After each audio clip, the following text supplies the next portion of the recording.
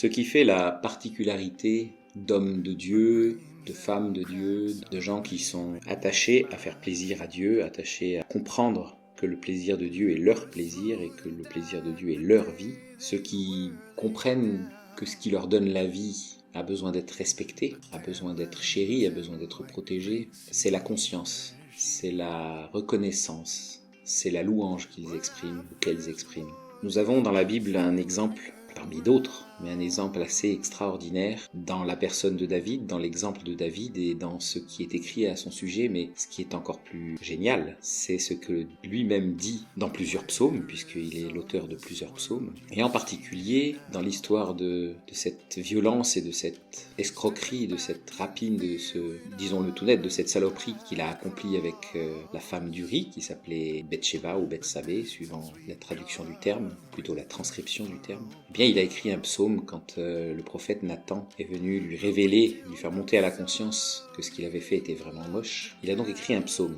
et c'est ce psaume que dans cette vidéo où il n'y aura pas mon visage, il n'y aura que ma voix, de la musique et des images, eh bien c'est ce psaume que je vais vous lire. Psaume de David, lorsque Nathan le prophète vint à lui après que David fut allé avec Bethsabée. Ô Dieu, fais-moi grâce selon ta fidélité. Selon ta grande compassion, efface mes transgressions. Lave-moi complètement de ma faute, purifie-moi de mon péché. Car je connais mes transgressions, et mon péché est constamment devant moi. Envers toi, toi seul, j'ai péché. J'ai fait ce qui te déplaisait, de sorte que tu seras juste dans ta parole, sans reproche dans ton jugement. Je suis né dans la faute. Ma mère m'a conçu dans le péché. Mais tu prends plaisir à la loyauté au fond de mes reins, au plus secret de moi-même. Fais-moi connaître la sagesse. Ôte mon péché avec l'hysope et je serai pur. Lave-moi et je serai plus blanc que la neige. Annonce-moi la gaieté et la joie, et les eaux que tu as écrasées seront dans l'allégresse.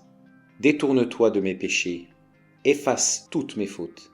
Crée en moi un cœur pur, ô Dieu. Rends à nouveau le souffle sûr en moi. Ne me rejette pas loin de toi. Ne me prends pas ton souffle sacré. Rends-moi la gaieté de ton salut et qu'un souffle généreux me soutienne. J'apprendrai tes voies à ceux qui se révoltent et les pécheurs reviendront à toi.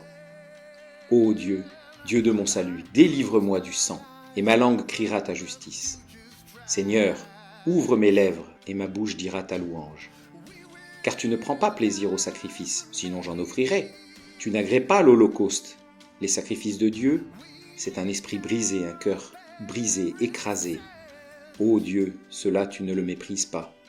Dans ta faveur, fais du bien à Sion. Bâtis les murs de Jérusalem.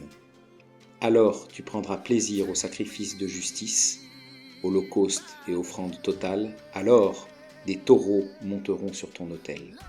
Amen.